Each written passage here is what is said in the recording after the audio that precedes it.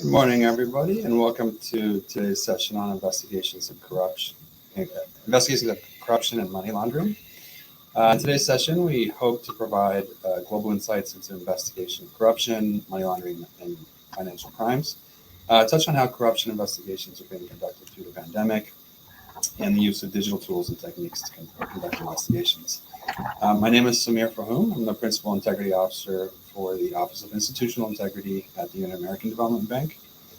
Today, I'm being joined by Dr. Kristin Gilkes, who is a Principal Partner at E&Y in the Financial Services Office. She is responsible for addressing financial crimes, fraud, and cyber technology analytics. Her team delivers IT and data and analytics solutions to assess and implement and improve banking, trading, and risk management. Dr. Gilkes is also an expert on artificial intelligence and research and development, and leads the firm's quantum strategy. I'm also joined by Lloydette Bai-Marrow. She's an anti-corruption expert and economic crime lawyer. She's the founding partner of Parametric Global Consulting, which is a white-collar crime investigations consultancy. Her practice focuses on helping clients with proactive projects such as risk reviews, as well as navigating through internal investigations, law enforcement, and regulatory investigations and settlement negotiations. I'm also joined by Special Agent Mark Day. Mark Day is a Special Agent in charge at USAID's Office of Inspector General for investigations. Mark is responsible for overseeing investigations in the Africa, European, and Latin American Caribbean regions. And then lastly, but not least, is Special Agent Adam Storer. Adam is a supervisory special agent for the FBI's International Anti-Corruption Unit based in Los Angeles. As far as ground rules for today, we'll be having a question and answer session with the panel members. I would invite the audience to submit your questions via the chat platform at any point during the discussion today, but we will try to respond to all of the questions at the end of the panel discussion. Just want to make sure Mark is here. I don't see him on the screen. Mark, you are here? He's not here yet, so we'll just, we can reshuffle, or we can just help support while he's trying to get over. Let's go ahead and start, given that we're on a tight time schedule, but we'll reshuffle. Oh, Mark's joining us right now. There's Mark. Okay. Better late than never. Sorry about that. A few minor difficulties, but we overcome. That's okay. So Mark, I briefly introduced you. It was all kind words, I promise. And so since you're the last to join, we'll start with you. And so the first question for the session revolves around the pandemic. So the pandemic continues to impact all aspects of our day-to-day lives. For development organizations like the Inter-American Development Bank, where I work, or USAID, where Mark works, procurement activities slowed in the early months of the shutdown. And then we saw a pickup, particularly in the area of acquisition of medical supplies and assistance to the COVID response.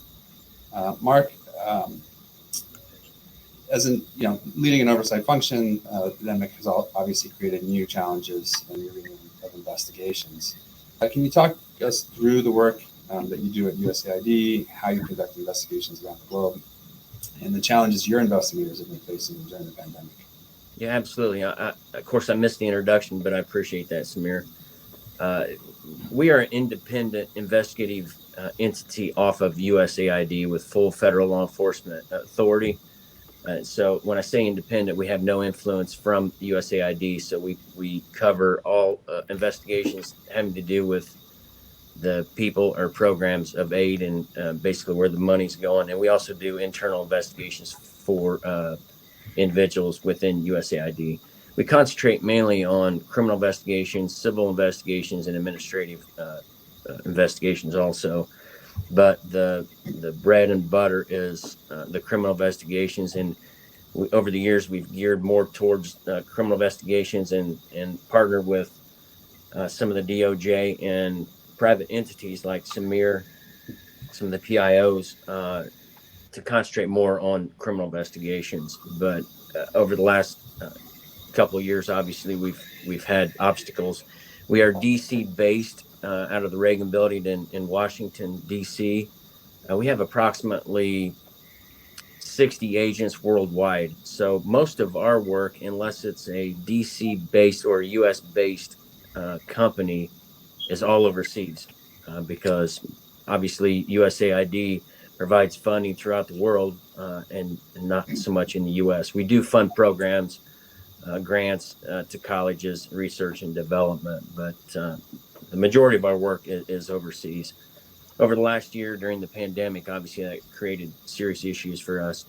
We were all decentralized from DC, working all over the place, all over basically the US if you were DC based, and then of course our folks all over the world. My area division that I cover, I think Samir, you probably covered, is Africa, Latin America, Europe, and the Caribbean. So I know this discussion is based more on the Caribbean AOR than others. However, most of our funding is that we concentrate on or have the most issues with is Africa. However, we see the same issues coming up all over the world, and obviously crime has no borders. So we deal a lot with the financial crimes. We have a lot of commodities, diversion of commodities to terrorist organizations or other sanctioned organizations. So we have a lot of interest in that. Of course, our partners with the FBI and DOJ, they're stationed all over the world, the Lloydettes and the embassies and what have you, Department of State. We work joint a lot with those folks also. Some of the issues we've had, obviously, is getting to the locations, but that's not unique for us because a lot of the areas that we provide, I say USAID provides funding and commodities to, we can't really get there anyway. For instance, the Congo, some of those locations, Syria, Yemen, those are just areas that we've had to deal with and do workarounds for investigations anyway. So it's not a unique situation for us to try to find alternate ways to do investigations. We do a lot of virtuals just like we are here. We'll partner with officials on the other side of the video, whether it be federal agents or just our partners, third-party monitors, whoever we can, to get the information that we need. So over the last few months, travel has lifted quite a bit. I mean, I just got back from El Salvador and then also Europe, and I went to Africa in September. So you can't replace those live meetings. However, the virtual stuff, I think, has probably made us a lot stronger. We've reached out a lot more on our fraud awareness briefings through virtual means and all resources. I mean, there's several platforms. Most of us use different ones like this morning. There's issues, but, you adapt and overcome and again, work with our partners to try to get the job done. Thanks, Mark. As a follow-up, during the pandemic, we've seen a number of agencies engage in simplified procurement for speedy acquisition of much-needed medical equipment and supplies. Some argue that these expedited processes lower the walls of well-established procurement safeguards. As someone who focuses on preventing and investigating fraud and corruption revolving around procurement, what are your main concerns with such expedited processes that we're seeing in countries? So we discussed this before and during the pandemic, and we did have a lot of concerns about that. If we expedite, cut corners to get the commodities where they need to be. And I'll give you an example in El Salvador, but we had great concerns. We got in front of it. We tried to brief on the backside of it the best we can. But to be quite honest with you, that seemed to work a lot smoother than the ones that we have a lengthy process. We try to divvy up, and I say we, the USAID program side of it tries to spread the wealth in certain areas. we see a lot more issues with those because I think that they have more time to look into some of the processes. And of course, the bad folks will look in to see where our vulnerabilities are, and they have more time.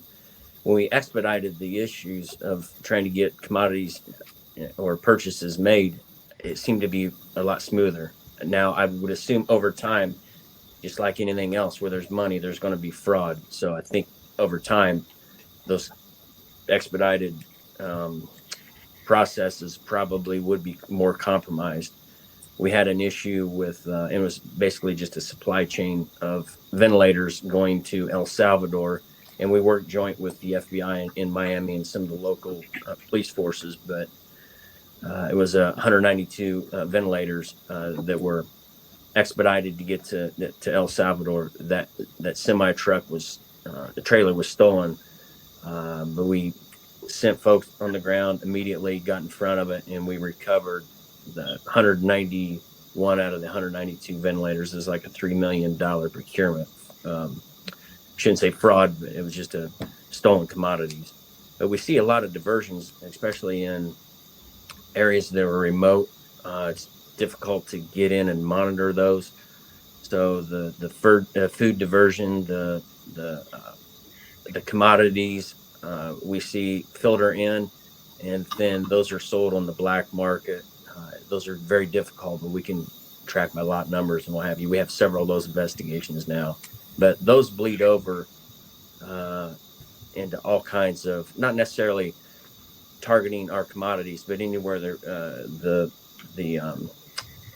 undesirable people can make a buck, they will. Well, thanks for that. It sounds like the case in El Salvador was quite a success. So congrats to you on that one. So my next question is for Adam. Adam, like Mark, your job entails quite a bit of investigations outside the U.S. Can you tell us a little bit about the work that your unit does and similar international corruption-focused units within the FBI? What are the sources of your investigations, and what makes your squad unique within the Bureau? Good. Good morning, Samir. Good morning, everyone. And thanks to the host and everyone for putting on this conference. And as Mark said, virtual is great, but there's nothing that beats in-person stuff. So hopefully next year, after a couple of years of being here, we can actually do this in person. So I supervise a squad of agents based in the Los Angeles field office, and we handle specifically international corruption matters, which means we're doing violations of the Foreign Corrupt Practices Act, kleptocracy, and international antitrust or cartels, violations of what we call the Sherman Acts, the procurement fraud, as Mark mentioned.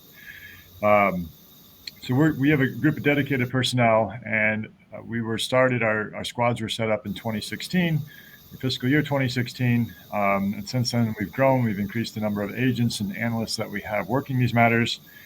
We've expanded overseas. Previously, we relied very heavily on our legal attachés that are located in the embassies around the world. But we've also worked with State Department and set up transnational anti-corruption partner advisors in different regions of the world. They are actually international corruption unit personnel that are stationed overseas. El Salvador is the big key here as well today. There's a task force that was just set up down there with some local partners to investigate some of the allegations that are going on with the Northern Triangle related to bribery and corruption and money laundering and some of the other threats that are there. Hit everything there, Samir? You got it all. I think so. Well, yeah, that is helpful.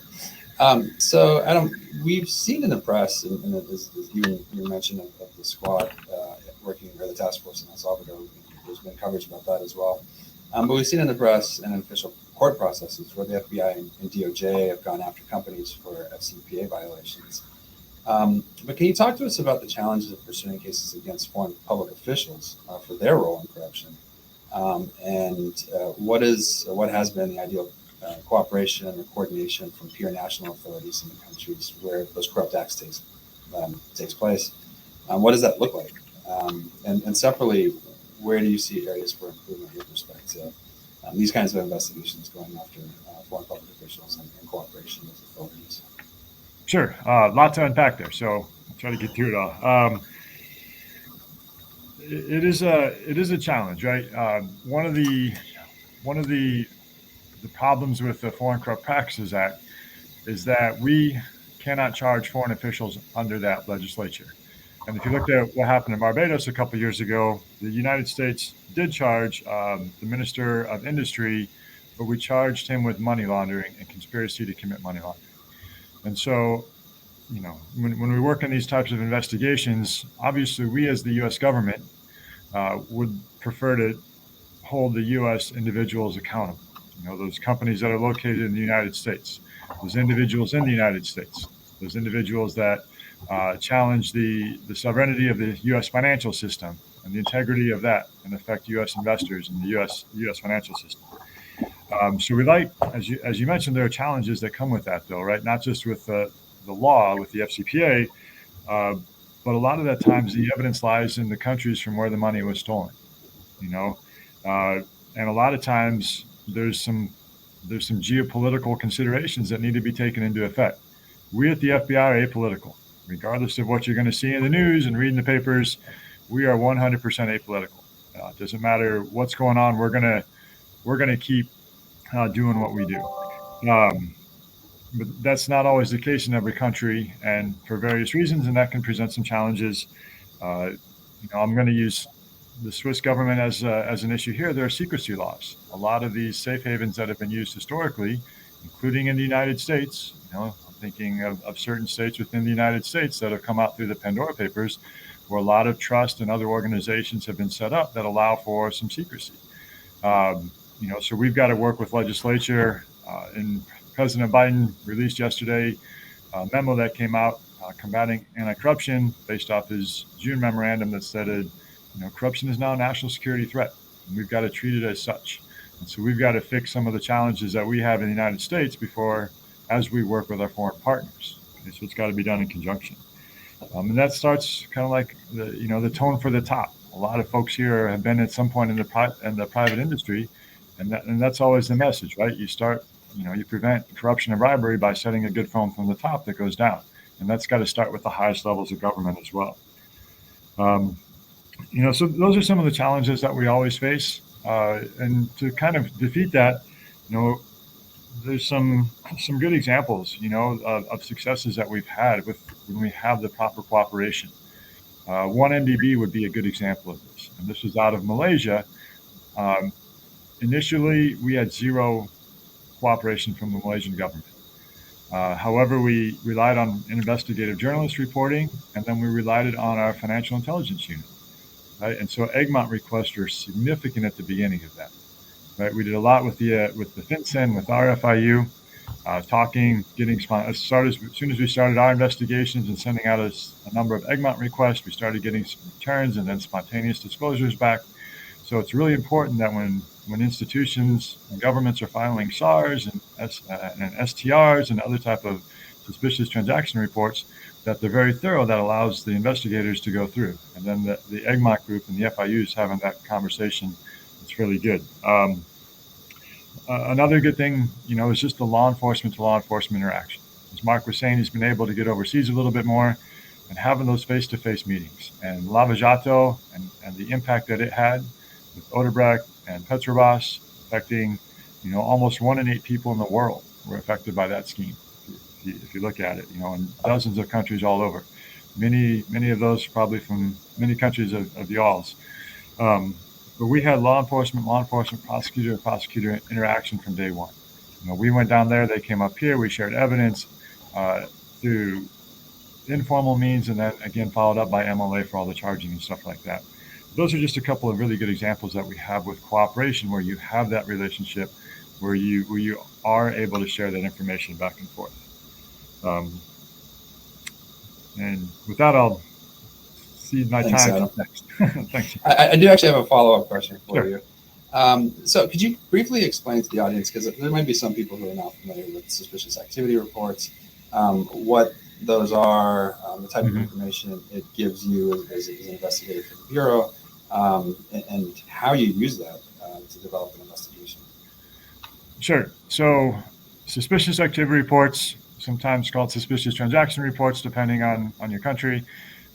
Anytime there's something unusual that happens in a bank account in the United States, through the Bank Secrecy Act and other things that are out there, USAID Patriot Act, financial institutions are required to write a summary of what's happening. And included in that, the more particulars and identifiers, the better. It's going to be account holders. It's going to be specific transaction date ranges. It's going to be beneficial accounts if there's anything, beneficial ownership if that's known, signature card, signature information, addresses, phone numbers. A big thing for us is also IP addresses. Where are these individuals logging in from, right? That also helps show who has control and access to those accounts to see where the money's going. In the FBI, every SAR or currency transaction report or form, any form that gets filed with FinCEN, our FIU, we have access to as investigators. And we have AI that goes through and every week or every 2 weeks goes through and pulls out and researches everything for every name that's in a suspicious activity report with every name in our database in our holdings. And if something hits, an email is automatically generated with a link from that SAR to the case agent. So we're able to use that for lead purposes only to really help generate some really good things and further our investigations. Maybe it's a co-conspirator. Maybe it's a bank account we didn't know about. Maybe it's a country we didn't know where the money was being sent to because of the correspondent bank relationships. So SARs are incredibly important in our work. Thanks, Adam. It's really helpful and really, I think, opens up people's eyes to the value of financial intelligence Yes. in the work of investigations. So that leads me to Kristin. Kristin, Adam's referenced a number of proactive tools or tech that aids their investigations. Your work in the financial sector, the development of AI, obviously has some correlations to this with respect to detecting potential fraud and corruption. Can you talk to us about the work that you do in the private sector with respect to AI and proactive detection of potential fraud and corruption in the financial sector? Absolutely. Thank you so much for having me. And I echo Adam's remarks. Hopefully we can all be in person again one day soon. So the thing that I find rather consistent, depending on size of an organization, is their ability to capture data. So as Adam was just mentioning, IP addresses are a great item to be able to do some analysis against, but most of my clients don't actually have access or don't retain, or even that's not a variable that they look for or retain. So I would presume with the banking size and structure in the Caribbean, I would presume that not many have IP addresses on their list of things that you're capturing. However, it is something that you could put on your roadmap for your technology plan, and I would highly encourage it because there's so many things that you can do with just that one data field now. In the Caribbean, one of the analyses that we like to look for using anomaly detection is just Ponzi schemes and pyramid schemes. And that's really plaguing, especially with the hit of the pandemic, it's really plaguing our Caribbean countries and friends rather heavily. And so when I just break that down, what does that look like on the data side? That looks like a lot of activity going to one person. So we sometimes in the financial crime space call that many to one or one to many. And you are looking at low dollar increments. And if I were to just, in Dr. Boyce, his previous session to this, they were talking about trust and the rebuild of trust capturing corruption, and the laws around Ponzi schemes and pyramid schemes are not all that straightforward. Lloydette is our resident lawyer, so I won't go into that space. I'll allow her.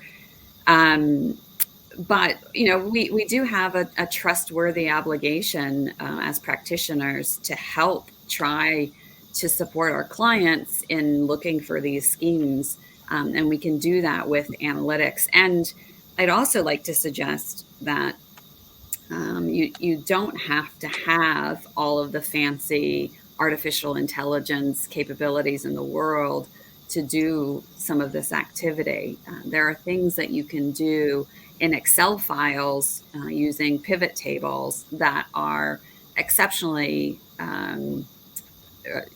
relevant and helpful. So sorting again on some of these data elements like IP address, if your institution does contain that piece of information, but also just sorting for duplicate records, because that's one of the things that Ponzi schemes and pyramid schemes take advantage of, is utilizing the same address on multiple accounts, that sort of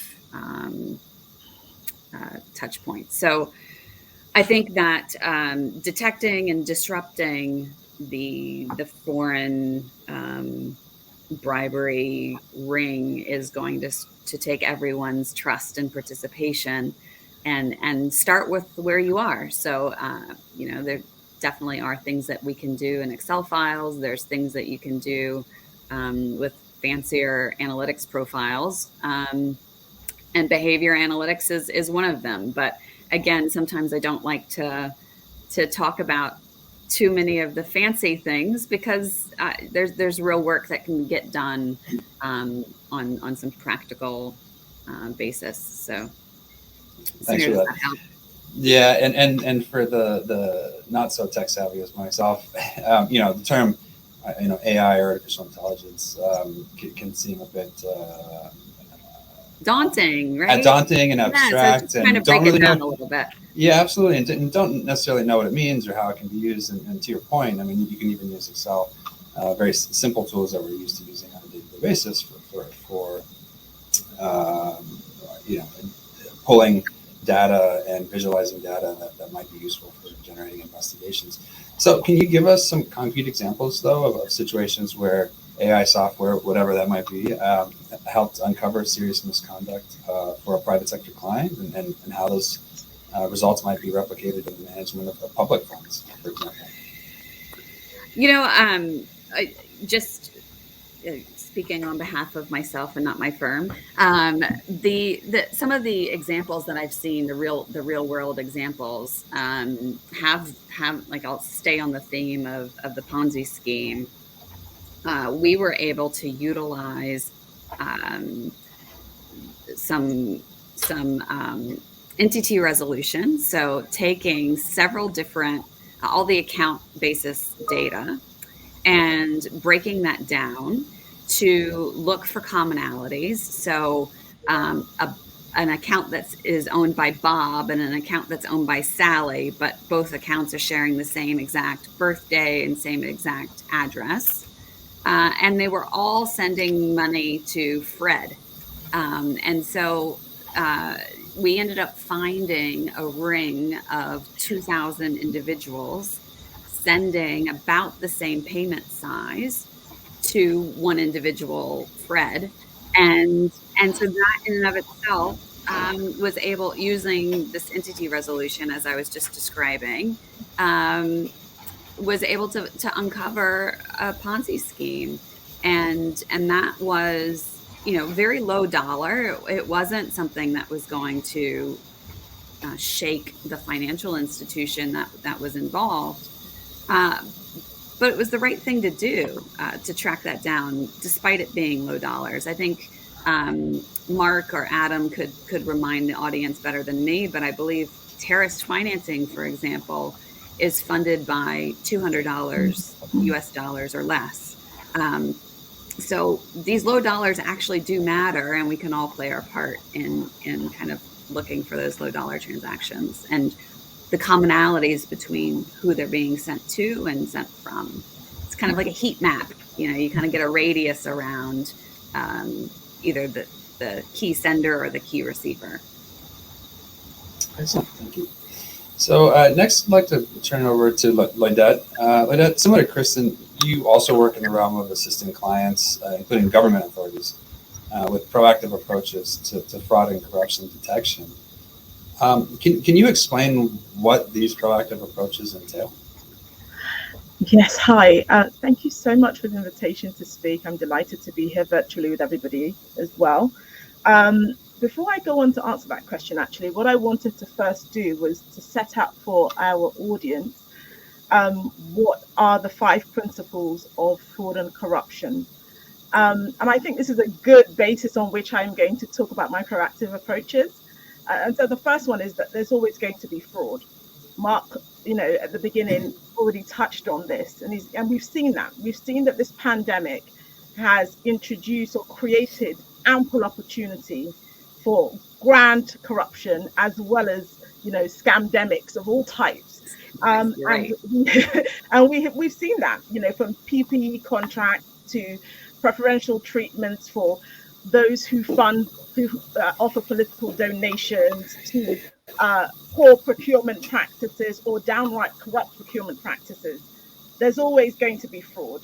And the reality is that where there's an opportunity, then, as Mark's already said, that likelihood of fraud becomes almost inevitable. And so part of our role actually as practitioners is really to close the door of opportunity by creating really robust practices that are able to prevent and detect and then respond to these threats. So my first one is there's always going to be fraud, my principle one. The second principle is around finding fraud is a good thing. And by the way, I have to give credit that this is not, the 5 principles were established by the International Public Sector Fraud Forum. And it's basically a group of fraud experts from a number of different jurisdictions that came together to devise these principles. But I wholly support all of these principles. The second one is finding fraud is a good thing. And the reason why I particularly love that is because oftentimes when organizations detect fraud, and my client says, oh my gosh, there's a huge issue here. And there's panic and run, panic and run. That's a line from The Lion King. I have more children. So, and it's really important that actually our perspective on this changes, that actually finding fraudulent activity and corrupt activity is positive, because once you found it, what it means is that you are then in a position to be able to tackle it, to put in place measures that assist you with mitigating actually what's already happened, or to remediate what's already happened, and then measures that help you to mitigate for future risk. And you can put in place those systems. The third principle is that there isn't one solution. You can tell from just the discussion that we've had here, and also the discussion that's been had probably so far today. Again, as practitioners, there isn't a silver bullet. Kristin will tell you there's those who are in the public sector fighting fraud and corruption, there isn't a silver bullet that will eliminate these fraud and corruption risks. However, what we do need to know is that we are, as human beings, and the reason why actually there isn't a one size fits all is because as human beings, we're wonderfully complex. And fraud and corruption is quite linked into how we function as human beings. And so we need to incorporate those detection, prevention, and redress into a much more holistic approach.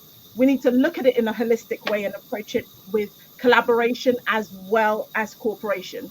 And when I talk about collaboration and cooperation, I'm talking not just on a private sector basis, but also across governments as well. And then my fourth principle is around fraud and corruption are continually evolving. It is evolving as we speak, and Mark and Adam and Kristin, all of you will recognize that the challenges that we faced pre this pandemic are significantly different in some ways to the ones that we face going forward. And so therefore, there's a need for organizations really to be quite agile and flexible in relation to how they tackle these challenges. And my fifth, but not last, is that prevention is the most effective way to address these threats, right? It's easier said than done. That's the reality. There's an issue around political will. There's an issue around business will when we're talking about private practice.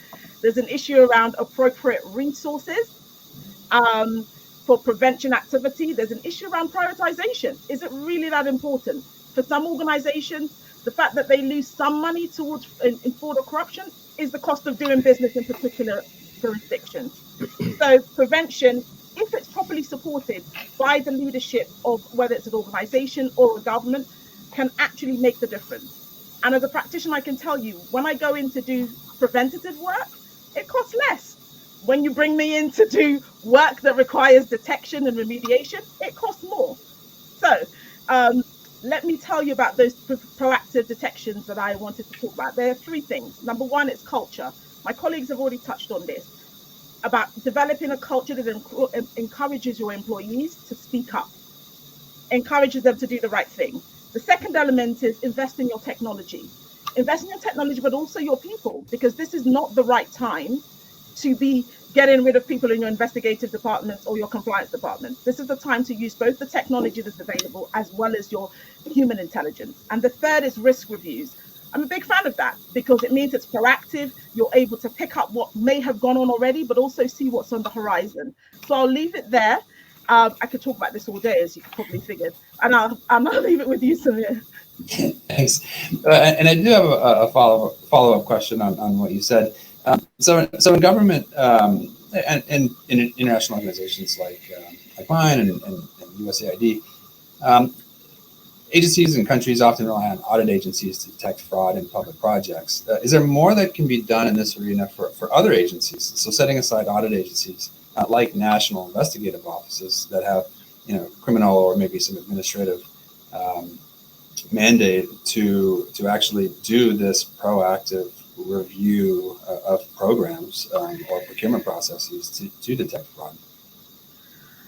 So actually, I wanted just to say before, as part of answering this question, that actually the audit agencies in most of the jurisdictions that I've worked in, both as a former prosecutor and now in private practice, is that they do a phenomenal job.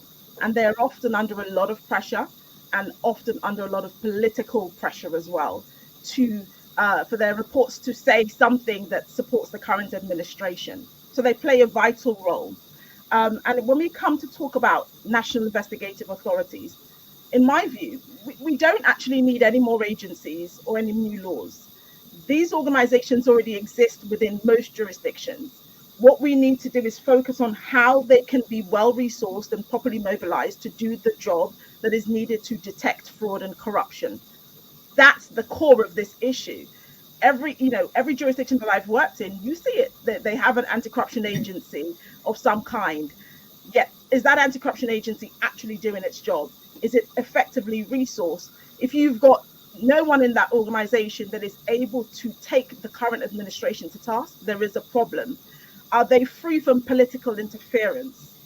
Are they able to do their jobs and then obviously take those matters to court and then have a judiciary that is also impartial and independent and able to take those cases on and deal with them fairly? So I think that the issue for me is really around we can be proactive. All the things that we've talked about are important, but I think the focus should be on strengthening the laws that we have, strengthening them in terms of being able to use them, but also the organizations that currently exist so that they can deliver on the mandate and deliver for the public. Thanks, Lloydette. And we have about 10 to 12 minutes left. So we're going to turn to questions from the audience. And actually, the first one I'm going to pose to you, Lloydette. And it's actually a combination of questions that I see here.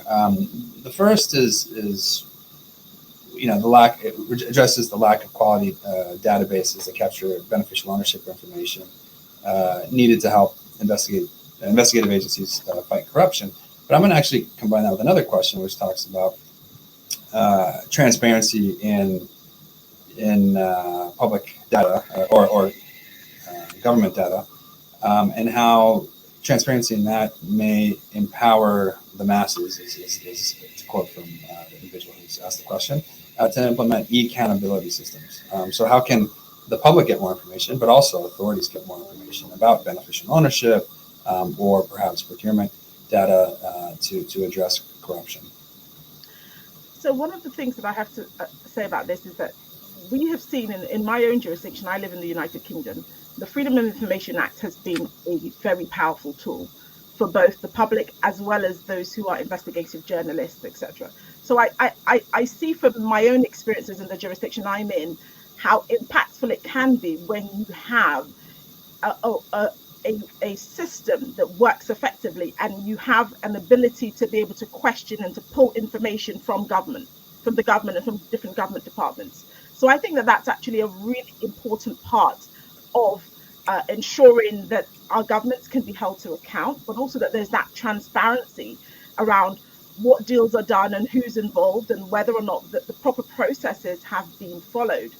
And there's a number of issues right now that are going on in my jurisdiction of precisely around PPE contracts and who was awarded PPE contracts and how they got those contracts and whether the rules were followed.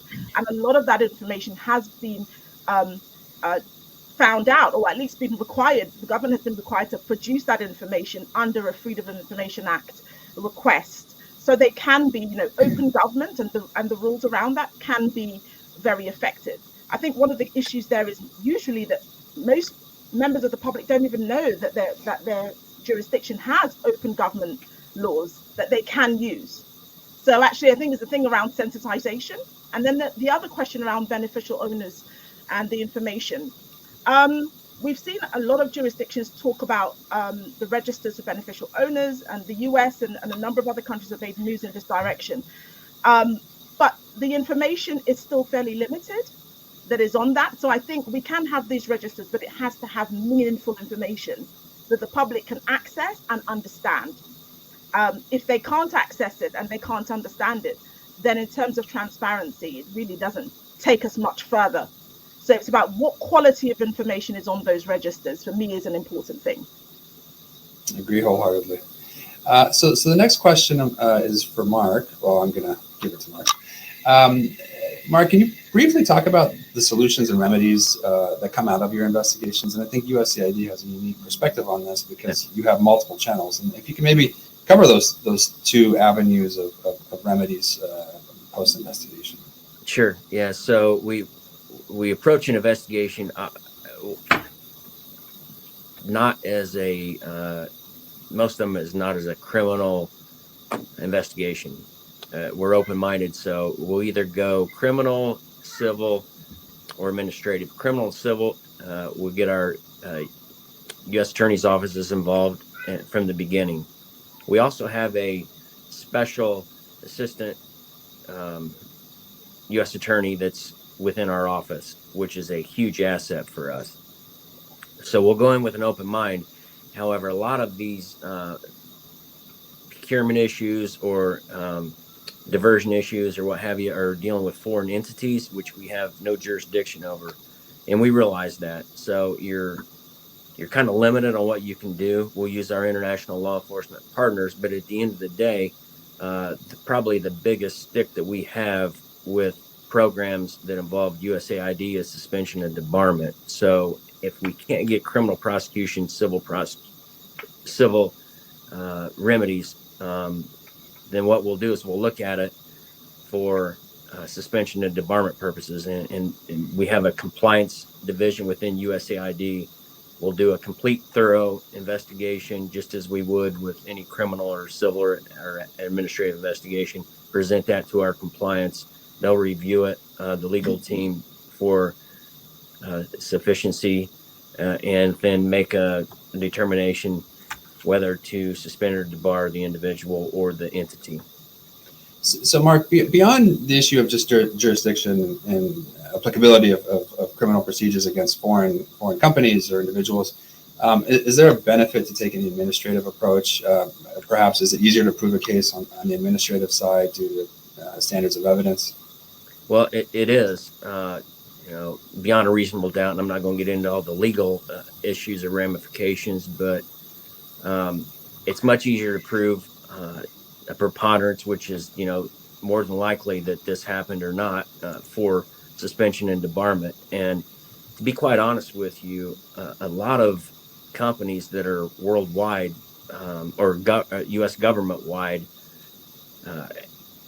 they're more concerned with the suspension and debarment than they are with civil or criminal violations. And just because they could pay a fine and continue to do business with the government, if they're suspended or debarred by USAID, then they can't do any business U.S. government-wide. And a lot of other entities will look at that and possibly make their determination whether they want to use that company also. So if they're suspended or debarred from government-wide use, that has a huge financial impact.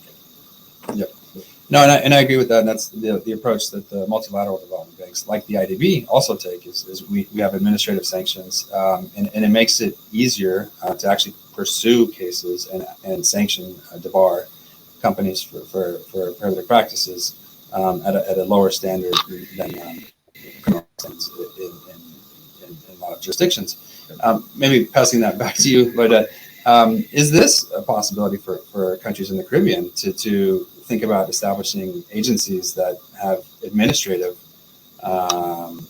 mandates to look at fraud and corruption, perhaps lowering the bar or the threshold for prosecution to an administrative sanction versus a criminal liability? I think it's huge. It's a huge tool for us anyway, and it's a big deterrent. And these agencies and individuals know. We see a lot of individuals who agency hop, especially overseas, where they'll go from one humanitarian entity, NGO, to another. And so if they're suspended or debarred, that takes care of that for all of our programs that affect USAID programs anyway, or any other government program. So if they're suspended or debarred, they can't work for any NGO that does business with the U.S. government. So I think it's a huge tool. It would be a huge tool for the banks or other NGOs or entities to take this approach, because one, it is easier to prove, but it filters out throughout the whole community, not just,